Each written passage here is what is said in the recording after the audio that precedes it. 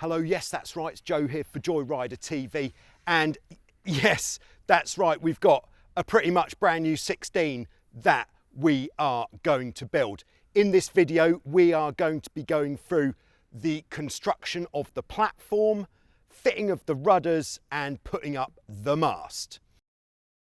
Okay, so I've already got the holes laid out, a bit narrower than they're going to be, and I've already put on to the top of the pylon just some regular grease, waterproof grease on there, and that's going to stop the boat sticking together, so if we want to ever get it apart again, it should come apart quite easily. Now, I'm then going to start with the back beam. It's just a bit easier. We're just going to check in the cup of the casting to make sure that it's not dirty, and then that will just slot on there with the boat in that position. That's the easiest way. Okay, I've recruited my glamorous assistant Ash to help us out here. So I can now use the leverage of the beam to pull this hull into position. Ash can then just slide the hull forwards a bit, and there it is, it's located. Maybe we just need to twist a little bit. There we go. We just felt that drop on. And until we've got the other beams on, we'll leave this loose. Okay, so from where these came from the Worlds, the trampoline is already inserted. It might be easier for you to put the trampoline before putting the sides on. Otherwise, there is an opening in the sidebar just here where you can feed the trampoline in. So with the opening of the sidebar towards the front, and with the trampoline in with the holes at the back, because that's going to match up with the lacing strip, we can then just slot that in to the rear casting. I'm going to pull the trampoline back a little bit just so it's away from the grease of the front beam, and we'll just let that hover there. Okay, so we've now got the front beam. We're going to place it into position. Definitely easiest to recruit a friend for this part. So I'm going to pick up the sidebar, get that slotted on, and then locating onto the beams. We can see on the other side that it doesn't line up, so we just need to move the hull a bit.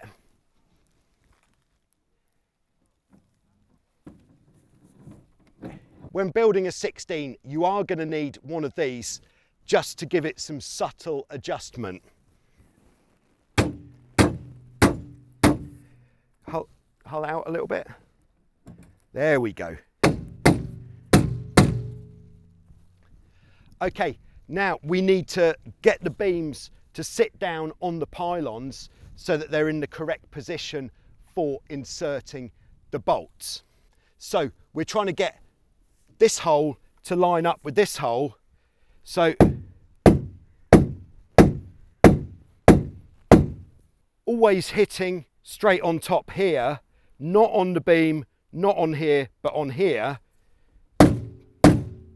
We're almost there. So the bolt is always going to go from the outside, and there it is. And now these new boats have come supplied with stainless nuts to go on.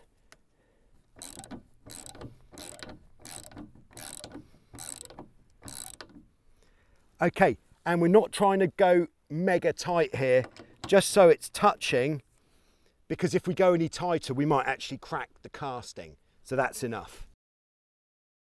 As we saw, the trampoline is already in the sidebars, and I've pulled it right up to the front, and we can then feed it into the front beam just like this.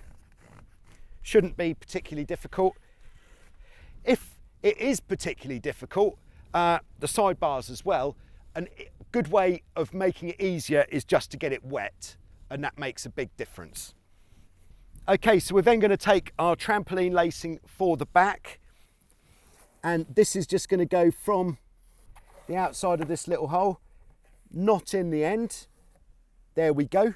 Same on both sides, of course. Okay, so before we do the back, we're just going to loosely lace up the middle of the trampoline, just because it's easier to do when we can still stand in between. Where you start really does depend on the orientation of your holes.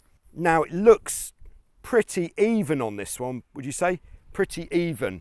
Sometimes the holes are offset. So what we're going to do is just start off with a bowline, and then the most important thing is we're just going to keep going the same way. So winding round and round, down this side, up that side, until we basically run out of rope. Okay, so we've gone as far as we can with the middle, just tied it off loosely.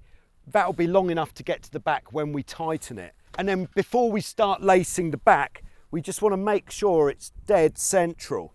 Again, these might be different depending on your vintage of boat. There we go, I've got about a finger at both ends, like that. So we know that's in the middle. And then the slight curveball I'm going to throw here is for the first pass, I'm actually going to go around the back beam, like that. And then with the back, we can actually pull it quite tight as we go. A second pass around the back beam. We can now start tightening up. I'm going to tighten the back first and then the middle. So I'm just pulling it tight and then nipping it with my fingers. But you can use all sorts of devices to do this, to get hold of the rope. You can use pliers to nip it with your friend. But the end result should be a tight trampoline. If your boat is a little bit older, keep an eye on the cringles as you're pulling, because if you pull it too tight, you can actually pull those bad boys out. Okay, so to help get the tension in the middle part of the trampoline, so you don't have to pull it quite as hard, what we're doing is we're using the main sheet blocks, very nice, and we're actually using the capsize writing line, and what we're going to do is with the blocks outstretched, we're going to attach the writing line on there. I'm going to tie this end off with a bowline so it's easy to untie. Then Ash is going to tie the other end with some sort of knot. And then we've got some pieces of cardboard here to protect the rubber on the sidebars. We're just going to slip that onto there, and that is roughly halfway along the length of the sidebar. Then once that's there, we're just going to pull some tension just to bend the sidebars slightly, and we're just bending them until we can kind of see the bend. So tell me when you can see the bend. Yep, and a little bit more, of course. Yeah, just a little bit of a crease appearing in there. And then to tighten up the trampoline, we're going to do the same that we did at the back, but somebody is going to have to get under the boat to do it. Okay, so as I'm pulling it, Ash is nipping to stop it going back as I take the next hold. I'm using a spanner just to save my fingers a little bit. But now there's enough rope that I can get a good wrap around my hand. So if you're like wearing gloves, that'd be quite feasible. Okay, so now we've got to the back, we can just finish this bad boy off. And so what I'm going to do is just go back to this one. We can't really get much of a pull on there, so I'm just going to tie that off with a few half hitches. And then we've got a bit left from our back lacing. So there's generally a bit of improvisation that goes on here in the finishing touches. So I'm going to keep that double there for the tension.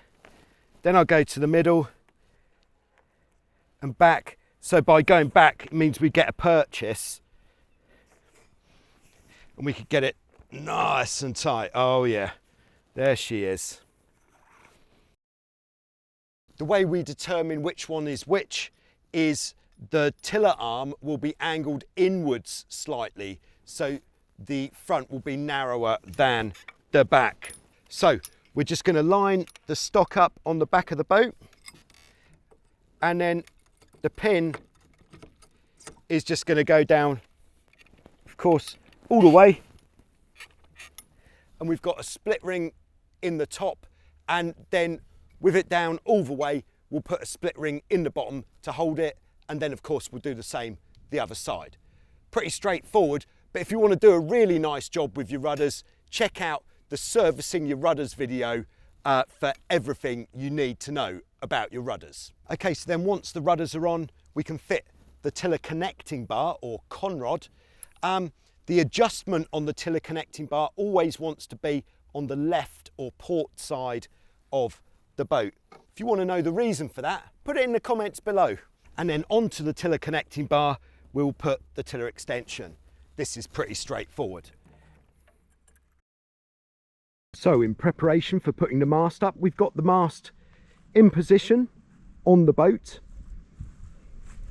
Do check out the video on putting the rigging onto the mast. But here it is, all in position. Made sure that we've tightened the shackles there at the top with a tool. And then on both sides, we've connected the chain plates. So chain plates, a good starting point on a 16 is always in the 4th hole from the bottom. This then attaches to what Hobie call the toggle, which then goes on to the shroud anchor pin just there. And then we've got the bridle wires connected up as well, so that's all ready for when the mast goes up. You may think your chain plate is upside down. Put it in the comments below if you think so, but we put it this way so that it's possible to get the tack of the jib lower down and for more camera mounting possibilities. And then in the mast base, we've got a Teflon chip there, or a mast pivot bearing. That's to stop any wear happening to this part or to this part. Okay, so now we're ready to put the mast up. Here at Wild Wind, we enjoy a 3-person mast lift. So we've got Ollie, he's going to be in charge of the mast foot, making sure that that doesn't jump out, and he'll then connect the forestay once the mast's up. And then we've got Ash on the trampoline, who is going to do the lifting, and then I'm going to take the top of the mast. So making sure that the mast base is located in the correct position. Ollie's pushing down there to make sure that it doesn't jump out. As I bring it up from the back, I'm just checking to make sure none of the rigging is going to get caught around the sidebars or the rudders. Is that all good there, Ollie? Yep. All right, Ash is going for the big press. Past the forestay to Ollie, who is now going to connect it.